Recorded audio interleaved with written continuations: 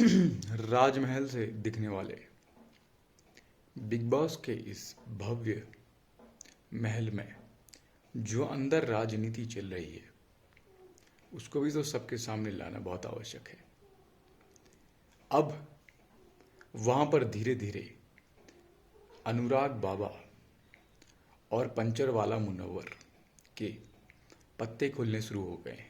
इतना तो हम जानते ही थे कि दोनों एक दूसरे को शो के पहले से ही हेट करते हैं। उसका कारण है धार्मिक विचारधारा। लेकिन सोचने का विषय ये है कि यहाँ पर जनता अगर अपना वोट बढ़ जाएगा उनका, यानी उनका वोट अगर ग्रैंड फिनाले के दिन मान लो ये दो और इनके साथ दो और लोग पहुंचते हैं, 5 लोग, और जनता का वोट अगर बट जाता है, सीधा सीधा तौर पर कहूँ तो मैं हिंदुओं का वोट अगर बढ़ जाता है अनुराग से किसी और की तरफ, उनको याद रख लेना चाहिए ये कोई 5 महीने का कोई केवल एपिसोड नहीं है, 5 महीने का कोई कार्यक्रम नहीं है। इसका इम्पैक्ट आगे भी देखने को मिलेगा। भारत के बहुत से युवाओं को इन चीज़ की समझ नहीं होती है। जब हम इस तरह की बातें करते हैं तो वो कहते हैं कि यार तुम वही छोटा काम कर रहे हो, लोगों को बांट रहे हो।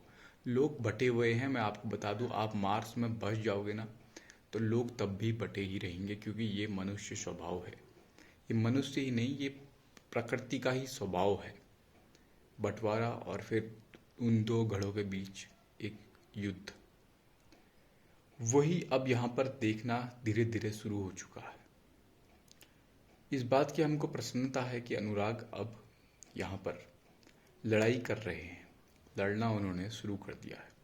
अभी तक वो नहीं थे, लेकिन उनको ओपनली लड़ना चाहिए। उनको जितना गुस्सा है उस पंचर पुत्रम के ऊपर उनको निकालना चाहिए अलग अलग तरीके से। ऐसा वो करते हैं तो बाहर उनकी जनता जो है, उनकी सेना जो है, वो बहुत ही ज़्यादा प्रसन्न होगी। इसके साथ ही साथ एक्सपोज भी उनको करना होगा, क्योंकि यहाँ पर सीधा तौर पर राजनीतिक विषय तो नहीं उठाए जा सकते, लेकिन घुमा फिरा कर आपको उस मुन्नवर पंचर पुत्रम को एक्सपोज करना होगा।